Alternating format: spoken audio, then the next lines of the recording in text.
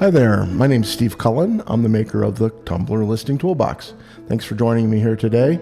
I wanted to spend just a few minutes taking you through what the Toolbox is all about and showing you how to actually go about using it.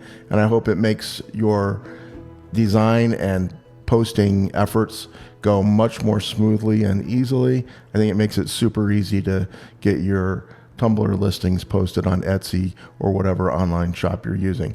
So without much further ado, let's go ahead and get into taking a look at what the Tumbler Listing Toolbox is all about. First off, let me just mention that I also put together a PDF that has pretty much the same information that I'm going to cover in this tutorial, kind of condensed down into about 8 pages. So this is available when you purchase the Toolbox. And again, it takes you through pretty much all the steps that I'm going to show you here, maybe in a little more detail with the video. So let's go ahead and take a look at the Toolbox. And first of all, I think it's important to say that there's a certain level of knowledge of Canva that is expected. Really not that much, though. You don't have to be an absolute Canva expert to use this tool. In fact, you pretty much only need to know a few things within Canva, and you can get in and get out and have your graphics ready for posting. So I've tried to make it as simple as possible within some of the confines of Canva itself, and I'll show you a few things in terms of what that means as we get into looking at the Toolbox and some things within Canva. So first, let's just talk about kind of an overview of what we've got. Every page has what I call a scene. And so these are just different styles of mocking up tumblers, whether it's in a household environment, an outdoor environment, kind of more of an abstract environment. So try to design backdrops, which are the graphics that are in the background, that just give you kind of a pretty diverse set of imagery to have with your Tumbler listing. So let's go ahead and go back up to the top here. Let's take a look at this scene with the tumblers in kind of a gift box. And what I want to do is I'm going to go over here, I'm going to hit the position button, and I want to take you through kind of the different layers that are available in the Toolbox, and just give you an overview, because all of the scenes are pretty much the same in terms of the way the layers are set up. The first thing you'll notice is I did lock many of the layers, or all of the layers except for the Tumbler graphic layer. And this really just makes it easier to do some editing, which you'll see here in a minute, or selecting really while you're editing. But you'll see that here in a moment. So just be aware that the layers are all locked except for the Tumbler graphics. So if you want to go in and do additional editing on any of these layers, you'll need to unlock them first. And it's just a matter of clicking on the layer and hitting the unlock button. So let's take a look at the way the scenes are set up. For the most part, on the top level, you're going to have what will be the lid of the tumbler. For most of these, the lid is a separate object, and so just be aware that it is kind of a separate graphic element that is floating on the page. So you might see that. The other things on the top layers are going to be what I call shaders, and those are the dark edges of the can of the tumbler, and that kind of gives it more of a three-dimensional feel. And then to continue on that three-dimensional feel, there's also a highlight, or a couple of highlights, or they're usually towards the center of the tumbler, and they're going to be whitish in color. And so that's kind of the top layer, is the lid, the shaders, and the highlights.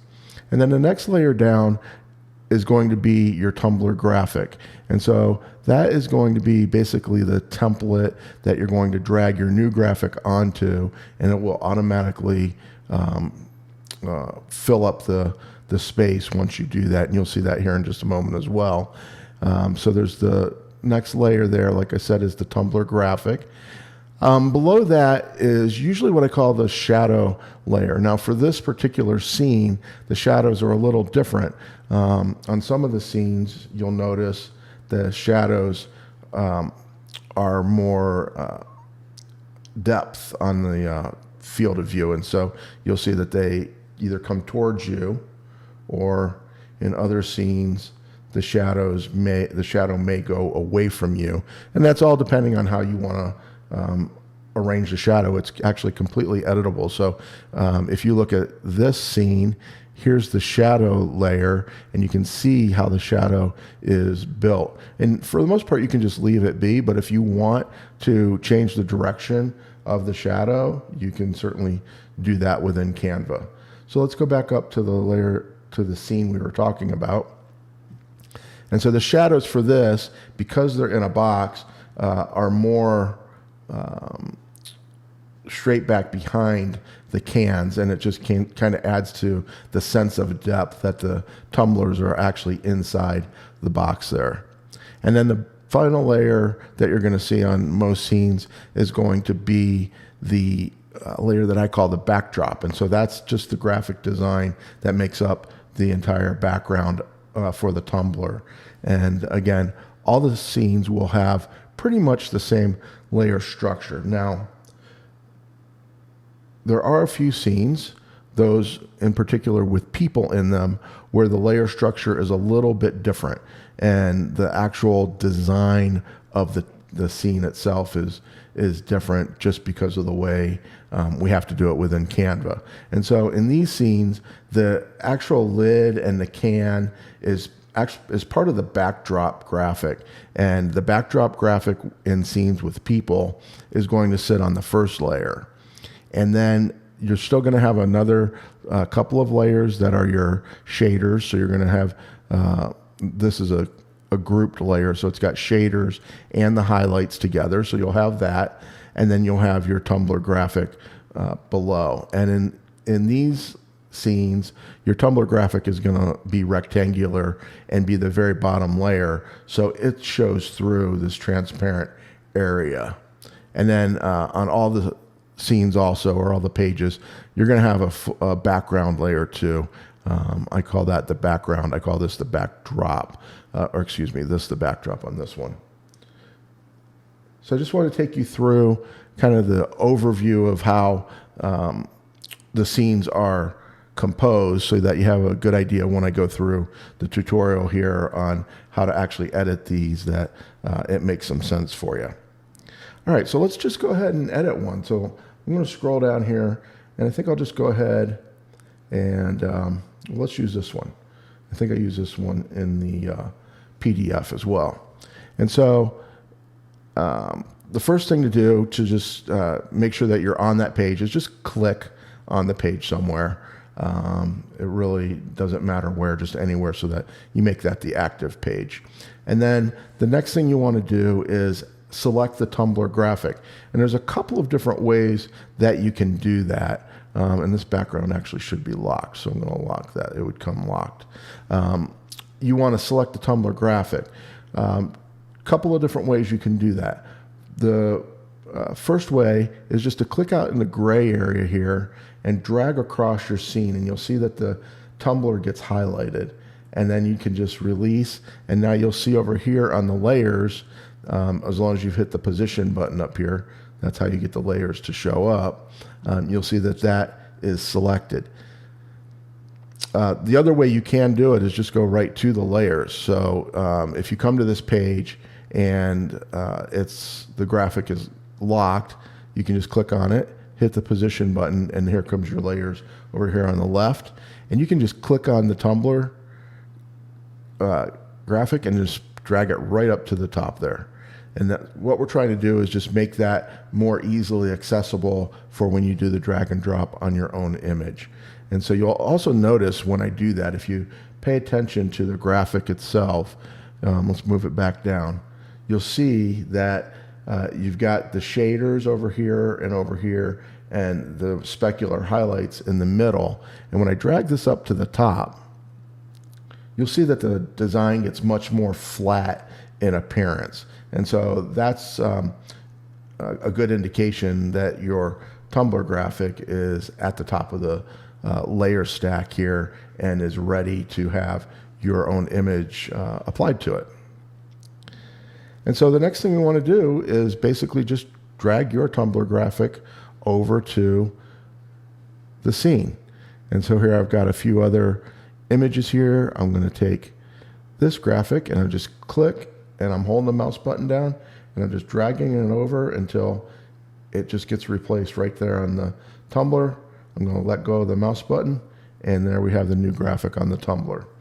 And so that's how easy it is. There's really not a lot of work involved in creating the graphic on the Tumbler. I mean, there's work involved in creating the graphic, as you know, but in getting it over to the Tumbler, it's really just a matter of loading it into Canva. And of course, I didn't show that, but you would load it into Canva through the Uploads option here, or if it was on your desktop, you could drag and drop it over to Canva, and that works equally as well. So once we have the graphic, your image on the Tumbler graphic, let's go back and pull up the layers. So again, we're going to click on the position button here. That brings up the layers for us. And then you'll see again, we did this earlier, the Tumbler graphic is on the top of the layer stack here. And we just need to get it to be below our shaders and highlights. So I'm just going to click on that. I'm holding my mouse button down and I'm dragging it down. Okay, and that's that simple. And once we've done that, we've got all the shading in place here. You can see the highlights when we get darker colors. You'll be able to see more of those specular highlights on the Tumbler. And that's all there is to getting your graphic onto the Tumbler graphic. Now, again, I just wanted to reiterate, and I'm going to come back into one of these scenes with a person. Let's go ahead and pull up the layers again. And again, just to make sure that we've covered this, the scenes with people in them will be composed a little bit differently, again, with the backdrop graphic on top and the graphic that you want to replace on the very bottom. And I'm going to actually just go ahead and show you how to do this one. So I'm going to drag that all the way up to the top so it's ready to have a new image added to it. And then we're just going to pull up our images, and I'm going to click, and I'm dragging it over, holding the mouse button down, and I'm just going to drop it right here in that square. And then we're going to go back and hit the position button again. Again, this is going to pull up the layer stack. And all we need to do is take this top layer and move it to the very bottom. Now, there's some keyboard shortcuts you can use as well.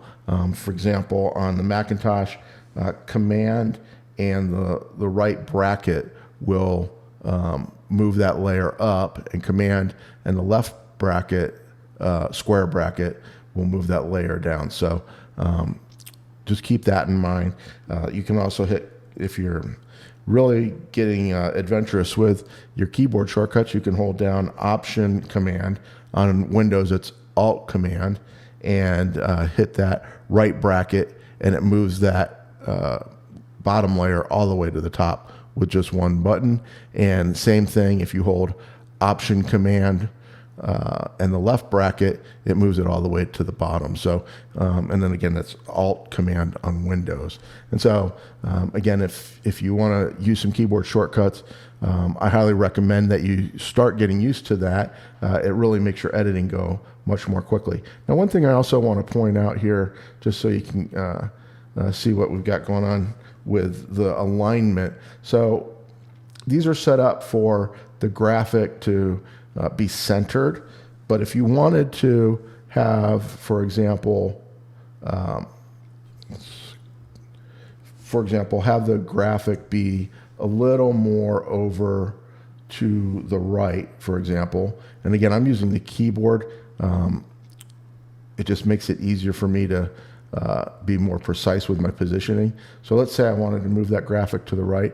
Holding down the Shift and hitting the right arrow key. If you hold Shift and left arrow, you'll see it moves the other direction. And if I don't hold down the shift key, you'll see it moves in smaller increments. So, and that's the right arrow key being pressed now and the left arrow key. So this allows us to center the graphic a little more on the Tumbler. And then I'm going to just drag the Tumbler graphic back down. And so we get better placement of that on the Tumbler. So those are some quick ideas on how to actually use the Toolbox. And I want to show you one other kind of fun thing. I found this to be an interesting way to edit some of the backdrops on your own. So on this one, we've got the Tumbler and a kind of an organic background.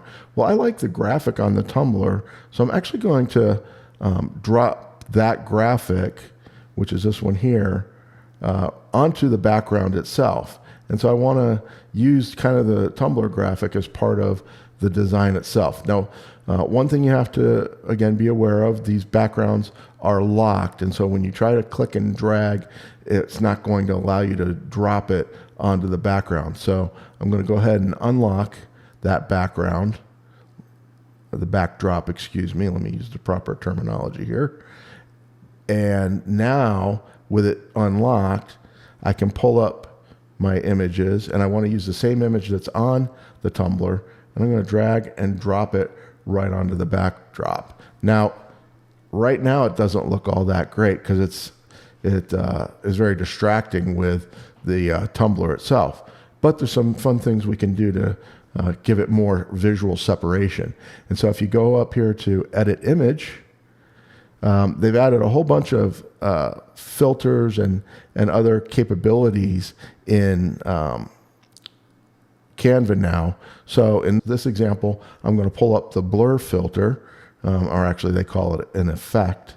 And I'm going to just click on that. And we're going to blur that background. And usually about 45 to 50% is a nice number. And you can see how it starts to give us some really cool visuals in the background. And you can even blur it more if you want to make it even more of an abstract look behind your Tumbler. But I think about 50% is good and kind of gives you a really neat look for your design. And then there's some other things that are going on here. Again, I mentioned that we have shadows, but we also have glows on some layers, especially on these where the Tumbler isn't sitting kind of in an environment like a outdoor environment or on a countertop as it is. So on this particular design, there's some glows. And so there's a white glow and there's a black glow that you can use behind your Tumbler. And so again, I have to unlock it to do any editing. But if I change the transparency of that, you can see that I can add a really cool glowing effect behind my Tumbler. And again, that gives me even more separation. If I wanted to instead use the black glow, I'm just going to move that layer. I got to unlock it first. I'm going to move that layer between the Tumbler graphic and the backdrop. And you'll see now that we've got the black glow, and we can actually change how much of that we've got.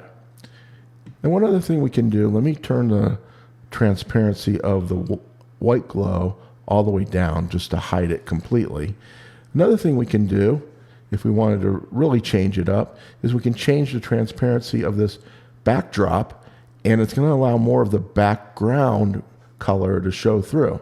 And so I'm going to hit my transparency, and as I slide that to the left, you'll see that the graphic becomes even more washed out or faded. And we can change the amount of the dark glow around the Tumbler, and that kind of gives you an interesting effect as well. Another option is if we wanted to go in and change the actual background color, we can make it black if you wanted to darken up that background, but we can also make it any other color. So let's say we wanted to use this reddish color. We can actually tint that background to one of these colors, and have that sit behind the tumbler. So you've still got the presence of the image that you've designed, but it's now tinted with whatever color we've selected for that background layer. And again, this is the background layer here. The very bottom layer is the background. And so there's all sorts of ways that you can edit these to give it your own look and really make it look different than anything else that you might see in listings. And so that's one of the things I wanted to try to do with this, and that's why I call it a toolbox, is that it's not just what you get with the toolbox itself. It's the ability to make some changes pretty simply and make it your own. And so I think that's a really nice opportunity for you to make some unique listings and graphics for your listings and separate yourself from the pack. And so I wanted to thank you for taking a look at the Tumbler listing toolbox. And I would hope, if you are inclined, that you would leave me a favorable review on Etsy. That's really the best way for me to get the word out about this, and for me to continue to create toolboxes like this and even add-ons to this. So one of the things I'll probably be doing is releasing some additional backdrops for the toolbox. And so keep your eyes open for those as well. And with that, we'll stop the demo here and the training. And I hope that you got some good information out of this and that you have great selling on your online stores with your tumblers. Thanks again.